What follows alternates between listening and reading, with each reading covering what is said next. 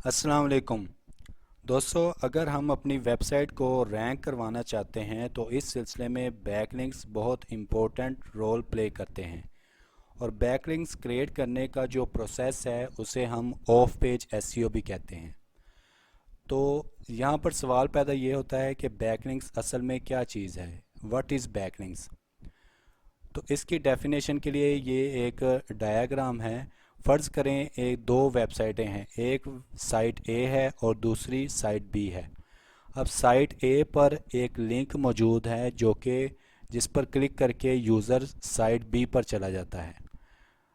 तो ये जो लिंक है जिसकी मदद से हम साइट बी तक रसाई हासिल करते हैं, तो ये लिंक जब गूगल या कोई भी सर्च इंजन इंडेक्स करेगा तो साइट बी को एक लिंक मिल जाएगा जिसे हम एसईओ की टर्म में बैकलिंक कहते हैं। तो ये एक शॉर्ट सी डेफिनेशन है बैकलिंक की। तो इसके बाद बैकलिंक्स की दो डिफरेंट टाइप्स हैं जिसमें डू फॉलो और नो फॉलो बैकलिंक्स हैं। तो बाय डिफ़ॉल्ट जो भी लिंक्स हम क्रिएट करते हैं वो बाय डिफ़ॉल्ट अगर देखें तो वो डू फॉलो बैकलिंक होते हैं।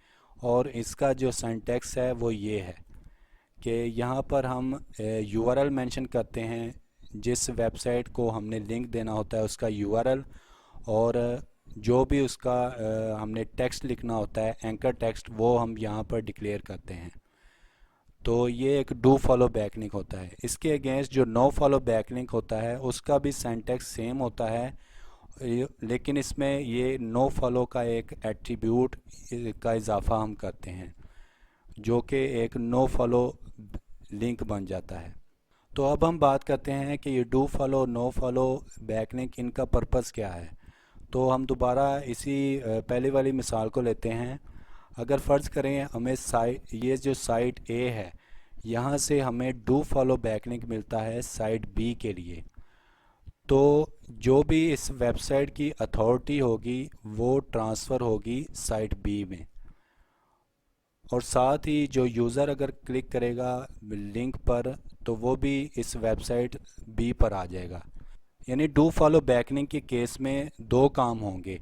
एक तो यूज़र उस लिंक पर क्लिक करके दूसरी वेबसाइट पर चला जाएगा, और दूसरे नंबर पर जो साइट ए की अथॉरिटी है वो भी ट्रांसफ़र होगी साइट बी पर, जिसकी वजह से साइट बी की भी अथॉरिटी ज़्यादा होगी, और जब इसकी अथॉरिटी ज़्यादा होगी तो इसकी रैंकिंग भी इम्प्रूव होगी। तो ये असल में डू फॉलो बैकलिंक का जो बेनिफिट होता है। इसके अगेंस्ट अगर साइट ए नो फॉलो लिंक देती है साइट बी को, तो यूज़र तो उस पर क्लिक करके साइट बी पर चला जाएगा, लेकिन जो साइट ए की अथॉरिटी है वो ट्रांसफ़र नहीं होगी साइट बी पर। इस वजह से ये लिंक जो है वो ज़्यादा बेनिफिट नहीं होगा। तो उम्मीद है दोस्तों आपको ये डू फॉलो और नो फॉलो का जो कॉन्सेप्ट है वो क्लियर हो चुका होगा। अब बैकलिंक के केस में गूगल किस तरह हमारी वेबसाइट की जो रैंकिंग है वो इंक्रीज़ करता है। तो इसके लिए वो दो जो मेन चीज़ें हैं उन्हें काउंट करता है। अगर साइट ए ने कोई बैकलिंक दिया है साइट बी को, तो वो चेक करता है कि जो बैकलिंक है वो डू फॉलो है या नो फॉलो है। और उसके बाद जो दूसरी चीज़ वो चेक करता है वो ये है कि जो वेबसाइट लिंक दे रही है उसकी अपनी अथॉरिटी कितनी है।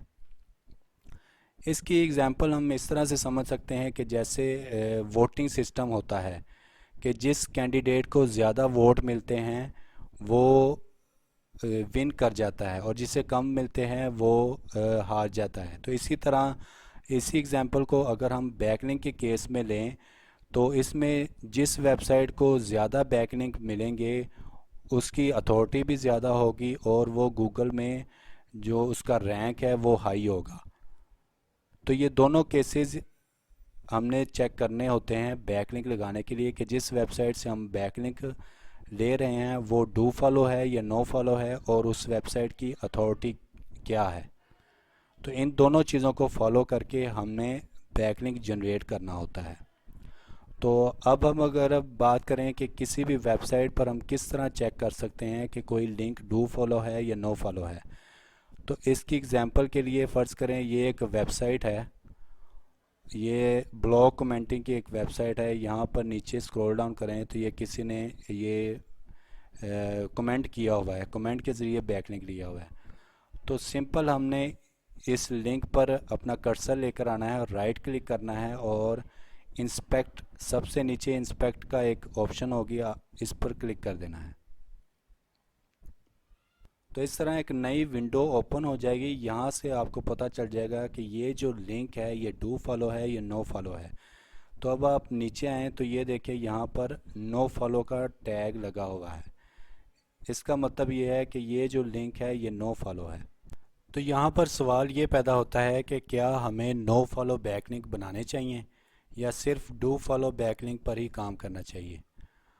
तो इसका सिंपल सा आंसर ये है कि अगर हमें डू फॉलो बैकलिंक किसी लो अथॉरिटी वेबसाइट से मिल रहा है और इसके अगेंस्ट जो नो फॉलो बैकलिंक है वो किसी हाई अथॉरिटी वेबसाइट से हमें मिल रहा है, तो हम नो फॉलो बैकलिंक को ही कंसिडर करेंगे।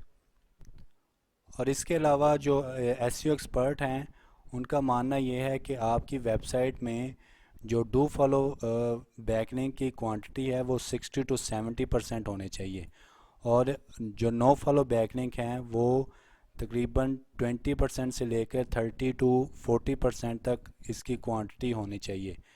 तो आपकी जो वेबसाइट है उसकी अथॉरिटी बिल्ड होगी और वो बड़ी आसानी से गूगल में रैंक करेगी और गूगल भी उसे जो है पॉजिटिव सिग्नल देगा। तो उम्मीद है दोस्तों आपका जो कॉन्सेप्ट है बैकलिंक्स और डू फॉलो और नो फॉलो बैकलिंक्स के हवाले से क्लियर हो चुका होगा। अगर आपको किसी भी किस्म की कोई कन्फ्यूजन हुई तो आप नीचे कमेंट में रिप्लाई कर सकते हैं, तो मैं उसके लिए एक अलग से भी वीडियो बना दूंगा। तो मज़ीद ऐसी वीडियोस के लिए आप हमारे चैनल को ज़रूर सब्सक्राइब करें। मिलते हैं नेक्स्ट वीडियो में। अल्लाह हाफिज़।